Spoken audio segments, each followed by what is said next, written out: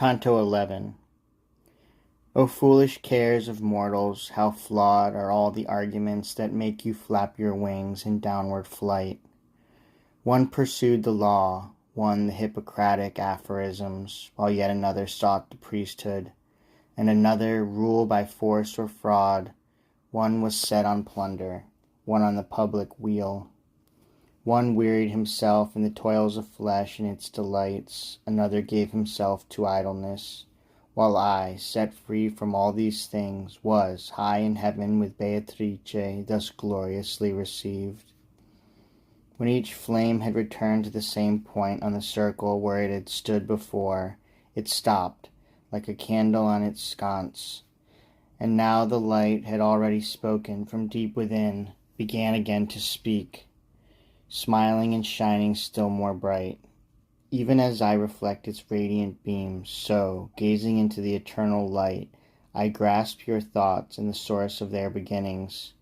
You are in doubt, and would have me restate my words to make them clear and plain, matching the level of your understanding.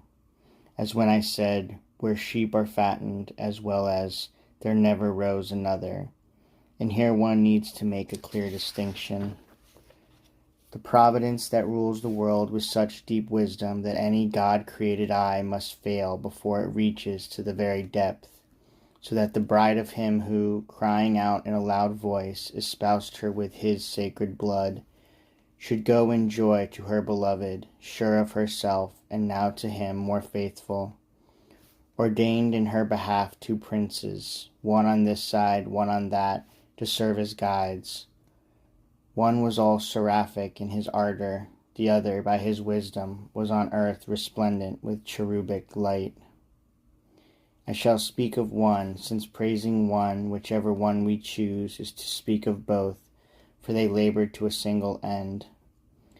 Between the Topino and the waters that descend down from the hilltop chosen by the blessed Ubaldo, there hangs a fertile slope from a high peak, that makes Perugia feel both heat and cold at Portasole, while behind its other flank Nocero and Gualdo mourn beneath their heavy yoke.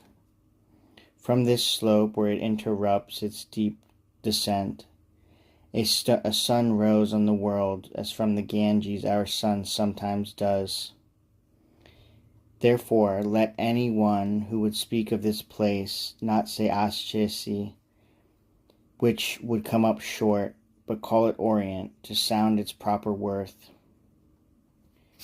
Not much time as yet had passed when he first lent his comfort to the earth by the greatness of his virtuous power. For, still a youth, he fought against his father's wish for the favor of a lady to whom, as to death, no one unlocks the door with gladness. And before his spiritual court, et coram patre, he joined himself to her, and from then on, each passing day he loved her more. She, bereft of her first husband, scorned and unknown 1,100 years and more, remained without a suitor till he came. Nor did it profit her, when men heard that she stood unmoved, with Amyclus, despite the voice of him who put the whole wide world in fear. Nor did it profit her when, being fiercely loyal and undaunted, while Mary stayed below, she wept with Christ upon the cross. But, lest I make my meaning dark, let it be understood, in all that I have said, that these 2 lovers are Francis and Poverty. Their happy countenances and their harmony, their love and wonder and sweet contemplation made them a cause for holy thoughts, so that the venerable Bernard was the first to shed his shoes and run, pursuing such great peace, and, running, thought himself too slow. O unknown riches and prolific good, barefoot goes Giles, barefoot goes Sylvester, following the groom, so greatly pleasing is the bride.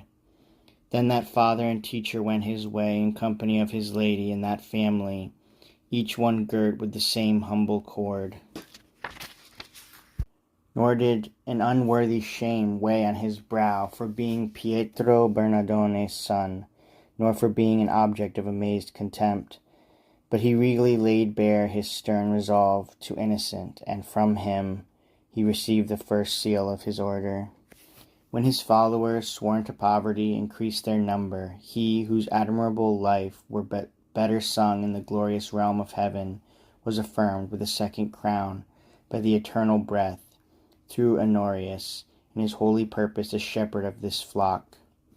And when, in his thirst for martyrdom, he preached Christ and the apostles who came after in the proud presence of the Sultan, finding the people unripe for conversion and unwilling to remain to no good purpose, he returned to reap the harvest of Italian fields.